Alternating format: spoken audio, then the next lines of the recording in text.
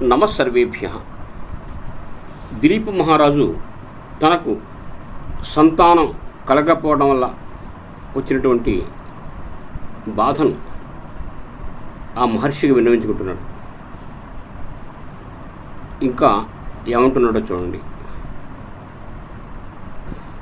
లోకాంతర సుఖం పుణ్యం తపోదాన సముద్భవం సంతతి శుద్ధవంశ్యా పరత్రేహ చ శర్మణే. లోకాంతర సుఖం పుణ్యం తపోదాన సముద్భవం సంతతి శుద్ధవంశ్యా పరత్రేహ చ శర్మణే.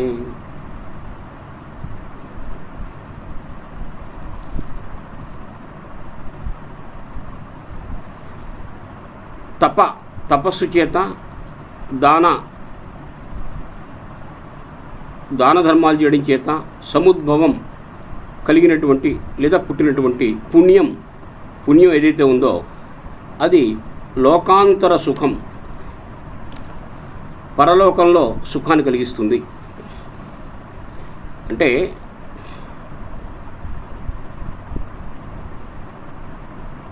ఈ లోకంలో ఒక యజ్ఞం చేస్తే ఆ యజ్ఞం వల్ల ఒక అపూర్వం పుడుతుంది. ఆ పూర్వం ద్వారా మరణానంతరం అతను స్వర్గానికి వెళ్తాడు.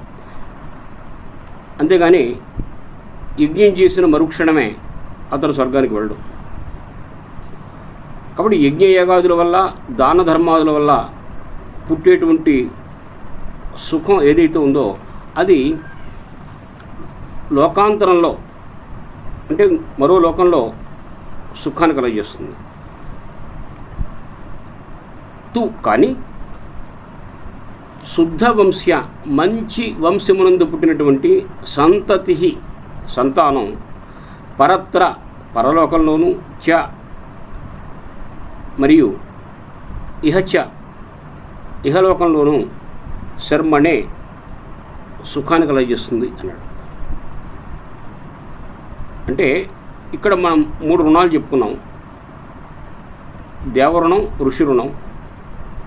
యజ్ఞయాగాదుల వల్ల దేవరుణం తీరుతుందని, ఋషులు చెప్పినటువంటి వాక్యాల్ని మనం చిత్తశుద్ధితో అనుసరించి జీవిస్తే ఋషి రుణం తీరుతుందని మనం అనుకున్నాం. ఈ 2 పరలోకంలోనే మనకి సుఖాన్ని కలగజేస్తాయి. కానీ 3వ రుణం ఉందే, అంటే పితృరుణం. ఆ పితృరుణం తీర్చుకోవాలంటే సంతానాన్ని పొందాలి.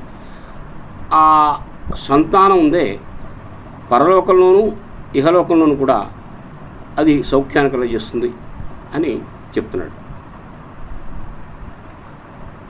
అంటే సత్సంతానం వల్ల ఈ లోకంలోనూ సుఖం పొందుతాడు, తర్వాత పరలోకంలో కూడా సుఖం పొందుతాడు. కాబట్టి పున్నామునో నరకాత్ త్రాయితైతి పుత్ర, పున్నామ నరకం నుంచి రక్షిస్తున్నాడు కాబట్టి పుత్రుడు అన్నారు. కాబట్టి మంచి సంతానం వల్ల ఈ లోకంలోనూ పరలోకంలో కూడా సౌఖ్యాన్ని పొందుతాడు అని మన పెద్దలు చెప్పారు. అపుత్రస్య గతిర్నాస్తి అన్నారు. పుత్రులు లేనటువంటి వాడికి ఉత్తమ గతులు ఉండవని దాని యొక్క తాత్పర్యం. ఈ శ్లోకం యొక్క మొత్తం తాత్పర్యం ఏంటంటే తపస్సు, దానం మొదలైన వాటి వల్ల ఉద్భవించినటువంటి పుణ్యం ఏదైతే ఉందో అది పరలోకంలోనే సౌఖ్యాన్ని కలగజేస్తుంది. కానీ మంచి సంతానాన్ని పొందడం వల్ల వచ్చేటువంటి సుఖం ఉందే అది ఈ లోకంలోనూ సుఖం కలిగిస్తుంది, పరలోకంలో కూడా సౌఖ్యాన్ని చేకూరుస్తుంది అని దీని భావం. శ్లోకం మరోసారి చూడండి. లోకాంతర సుఖం పుణ్యం తపో దాన సముద్భవం సంతతి శుద్ధవంశ్యా పరత్రేహ చ శర్మణే. తర్వాత ఏమంటున్నాడు చూడండి. మరో శ్లోకం. తయాహీనం విధాతర్మాం కథం పశ్యన్న దూయసే సిక్తం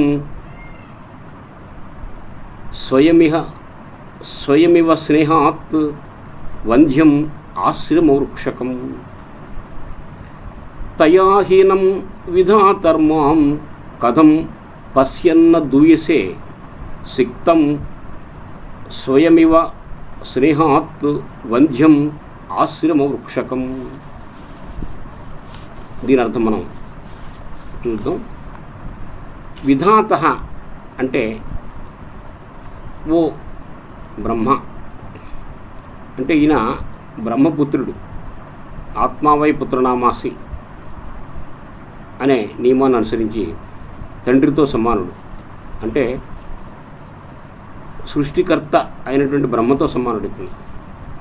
అందువల్ల ఇతన్ని విధాత అన్నాడు.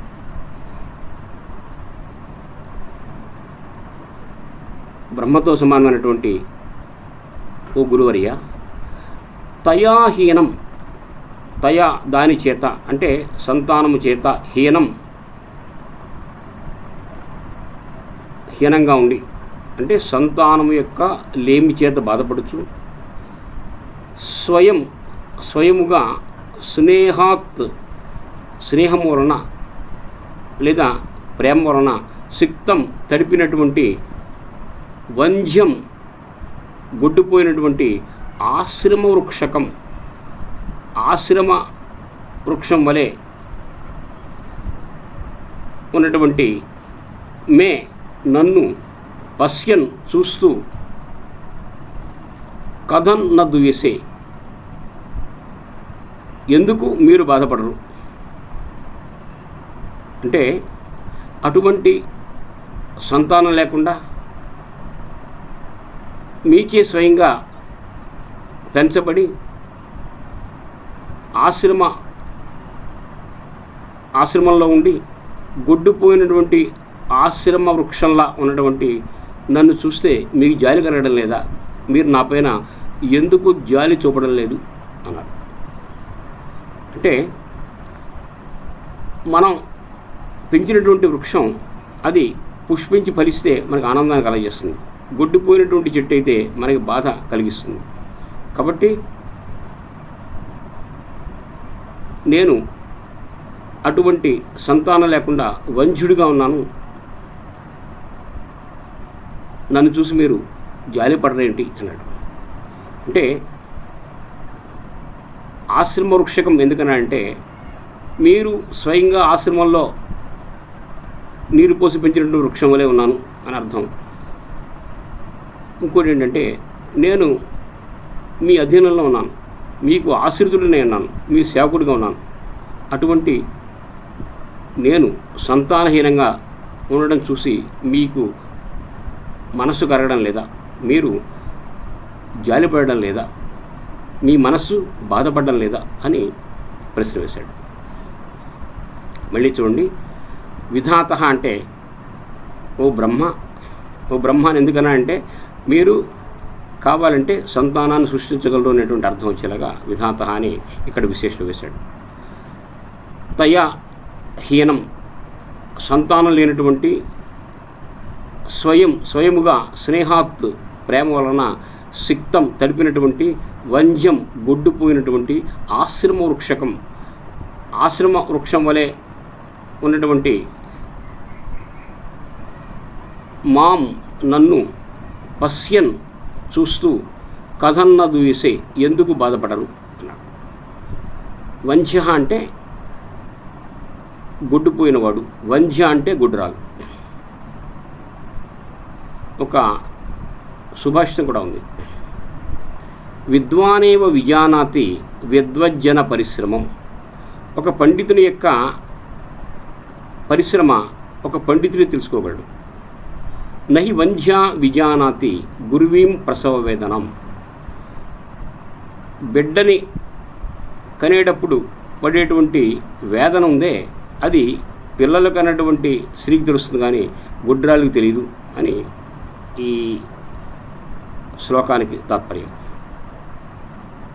కాబట్టి వంధ్య అంటే పిల్లలు లేనటువంటి స్త్రీ, వంధ్య అంటే సంతానం లేనటువంటి పురుషుడు. మీ చేత స్వయంగా పెంచబడి గొడ్డుపోయినటువంటి మీ ఆశ్రమంలో ఉండేటువంటి వృక్షంలా ఉన్న నన్ను చూసి మీ మనస్సు బాధపడటం లేదా అని ఈ శ్లోకానికి అర్థం. మరొకసారి శ్లోకం చూద్దాం. తయాహీనం విధాధర్మాం కథం పశ్యన్న దూయసే సిక్తం స్వయమివ స్నేహాత్ వంధ్యం ఆశ్రమ వృక్షకం. తర్వాత ఏమన్నాడు చూడండి.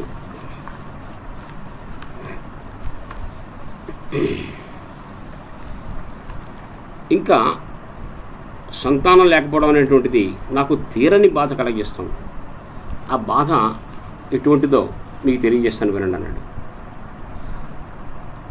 అసహ్యపీడం భగవన్ రుణం అంత్యం అవేహిమే అరుంతుదమివాలానం అనిర్వాణస్య దంతినః. అసహ్యపీడం భగవన్ రుణం అంత్యమవేహిమే అరుంతుదమివాలానం అనిర్వాణస్య దంతినః. భగవన్ అంటే ఓ భగవత్స్వరూపుడా, మే నాకు అంత్యం రుణం అంటే ఈ పితృరుణము. ఈ పితృరుణం ఎప్పుడు తీరుతుంది? సంతానం కంటే తీరుతుంది. ఇతనికి సంతానం లేదు కాబట్టి ఈ పితృరుణం ఉందే, అనిర్వాణస్య అంటే స్నానం లేకపోవడం చేత, స్నానము మొదలైనటువంటి సంస్కారం లేనటువంటి దంతినః ఏనుగునకు అరుంతుదం. అరుంతుదం అంటే గాయాన్ని బాధపెట్టేటువంటి, ఆలానమివ అంటే గొలుసు కట్టేటువంటి స్తంభంలాగా ఏనుగుని ఓ స్తంభానికి కట్టేస్తారు. ఆ ఏనుగుకి ఎటువంటి స్నాన సంస్కారాలు ఉండవు. సంస్కారాలు లేకపోవడం చేత గొలుసు కట్టినటువంటి ఆ ప్రదేశంలో ఒక పుండులా పడుతుంది. ఆ పుండుకి ఈ గొలుసు తగిలినప్పుడు అది చెప్పలేనటువంటి దుఃఖాన్ని కలగజేస్తుంది. అది ఎవరికి తెలియనటువంటి దుఃఖం, దానికి మాత్రమే తెలుస్తుంది. అది అనుభవేకి వైద్యం, దానికే అనుభవంలోకి వచ్చేటువంటి దుఃఖం. ఆ విధంగా ఎటువంటి స్నాన సంస్కారం లేనటువంటి ఏనుగు యొక్క మెడలో కట్టినటువంటి గాయాన్ని రేపేటువంటి, గాయాన్ని స్పృశించేటువంటి గొలుసు వలె నాకు ఈ మూడవ రుణం ఉంది. అది అసహ్య వేదనం అంటే అసహ్య పీడం అంటే సహించలేనటువంటి బాధను కలగజేస్తున్నదిగా అవేహి తెలుసుకును. ఓ మహర్షి, ఈ మూడవ రుణం ఉందే అంటే సంతానం లేకపోవడం నాకు తట్టుకోలేనటువంటి బాధ కలగజేస్తుంది. ఆ బాధ ఎలా ఉందంటే, ఏనుగుని ఒక స్తంభానికి గొలుసులతో కట్టేస్తారు. దాని మెడ చుట్టూ పుండు పడుతుంది. ఎటువంటి స్నాన సంస్కారాలు లేకపోవడం చేత ఆ పుండు తగ్గదు. ఆ పుండు పైన ఆ గొలుసు తగిలినప్పుడల్లా సహింపలేనటువంటి బాధ కలుగుతూ ఉంటుంది. అటువంటి ఆలాన స్తంభంలాగా ఇది పుండు పైన పడినటువంటి తగిలినటువంటి గొలుసు వలె నాకు ఇది తట్టుకోలేనటువంటి దుఃఖాన్ని కలగజేస్తుంది అన్నాడు. మనం కొన్ని జంతువులు పెంచుతాం, ఆ జంతువుల యొక్క బాగోగులు మనం సరిగ్గా చూడం. గొలుసు కడతాం, ఆ గొలుసు దానికి ఒరిసిపోతుందో లేదో మనం పట్టించుకున్నప్పుడు అది చాలా బాధపడుతుంది. ఆ బాధ మనకి తెలియదు, దానికి తెలుస్తుంది. అటువంటి బాధ నేను అనుభవిస్తున్నాను, నా బాధ ఎవరితో చెప్పుకోను అని దిలీపుడు తన యొక్క సంతానరాహిత్యం వల్ల కలిగినటువంటి బాధను ఆ మహర్షి చెప్పాడు. ఎలా ఉందంటే, ఆ ఏనుగుకు మాత్రమే తెలుస్తుంది ఆ బాధ. రోజు స్నానం చేస్తే ఆ పుండు పోతుంది, కానీ స్నానం చేయించకుండా దాన్ని అలాగే ఉంచడం చేత, నిమజ్జనం చేయించకుండా ఉంచడం చేత ఆ పుండు తగ్గదు. ఆ పుండు పైన ఇది ఒరిసిపోతూ చాలా విపరీతమైనటువంటి తట్టుకోలేనటువంటి బాధ కలుగజేస్తుంది. అటువంటి బాధ నాకు ఈ మూడవ రుణం కలిగిస్తుంది అని ఈ శ్లోకంలో ఉండేటువంటి తాత్పర్యం. శ్లోకం మరోసారి చూద్దాం. అసహ్యపీడం భగవన్ రుణమంచమవేహి మే అరుంతుదమివాలానం అనిర్వాణస్య దంతినః. అరుం అంటే మర్మస్థానం లేదా వ్రణం, తుదతి బాధ పెట్టేటువంటిది, వ్రణాన్ని బాధ పెట్టేటువంటి గొలుసులాగా.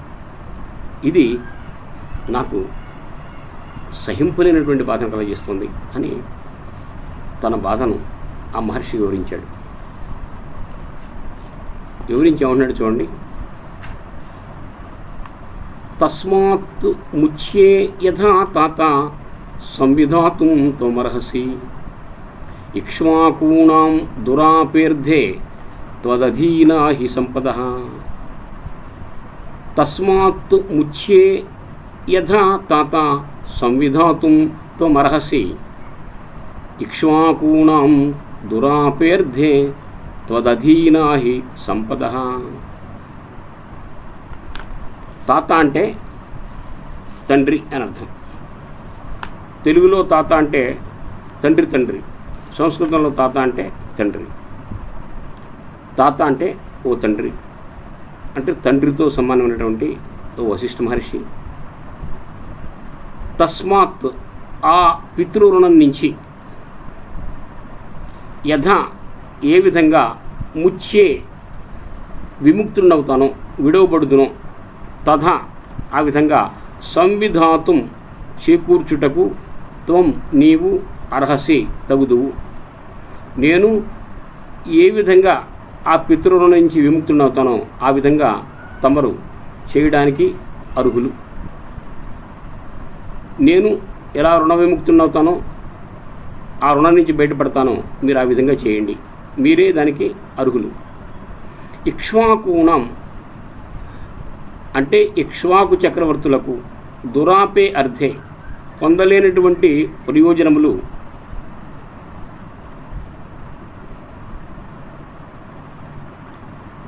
ఇవ్వడానికి, సంపదలు త్వదధీనాహి మీ అధీనంలో ఉన్నాయి. అంటే ఇక్ష్వాకు చక్రవర్తులు ఏవైనా పొందలేనివి ఉంటే ఆ పొందలేనివి ఇవ్వగలిగేటువంటి సంపదలు మీ అధీనంలో ఉన్నాయి అని రాజు దిలీపుడు వశిష్ఠ మహర్షితో అంటున్నాడు.